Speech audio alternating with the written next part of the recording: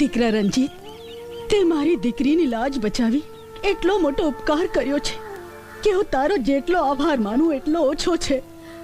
રણજીત, આનું ઋણ હું કયા ભાવે ચૂકવી શકીશ મને કાંઈ સમજાતું નથી.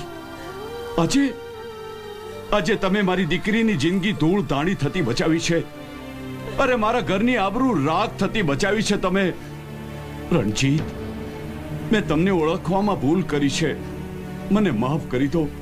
અરે આ નાના માણસને માફ કરી દો રણજીત. અરે સરપંચજી, આવું તે કઈ હોય? આવું બધું તો ચાલ્યા કરે. આ તો મારો ધર્મ હતો. ફરી તમારો આભાર. આ તો મારી ફરજ હતી. દીકરા, સાંભળ્યું છે કે તે આદ્રજ ગામના સરપંચને પોતાની મુઠ્ઠીમાં કરી લીધો? અરે એણે અને એની દીકરીએ મને ભગવાન કહ્યો. અરે પણ દીકરા, એવું તે કર્યું શું? માંડીને વાત તો કર. પહેલા મેં ગુંડાઓ મોકલ્યા સરપંચની દીકરીની લાજ લૂંટવા. પછી મેં જે ગુંડાઓની ધોલાઈ કરી એને બચાવી. બસ. અરે વાહ દીકરા વાહ, તે તો કમાલ કર્યો. હવે સરપંચ આપણી સામે ક્યારે ઊભો નહીં રહે.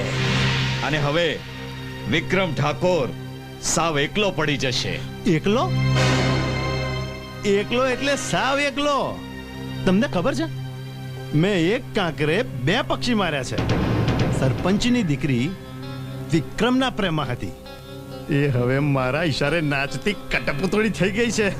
અરે વાહ દીકરા, તે તો એવી ડોર નાખી છે કે બધાય તારી કટપુતલી બની જશે. પણ પેલો વિક્રમ, એ નાલાયકનો ભરોસો નહીં.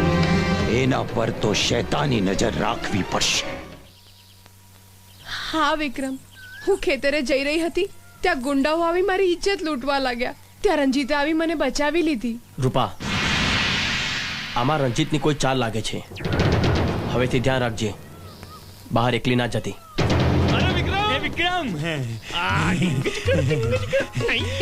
વિક્રમ, આપણો ડાયરાનો પ્રોગ્રામ નક્કી થઈ ગયો છે.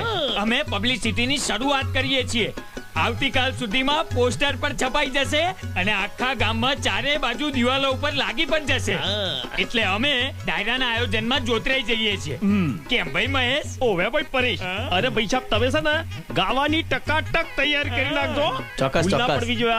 ચોક્કસ. હું કેવું ભાઈ પરેશ? ઓવે ભાઈ મહેશ. લહેડો તાણા. જય માતાજી ને જય બાથીજી. હેડ. વિક્રમ, આજે હું બહુ ખુશ છું.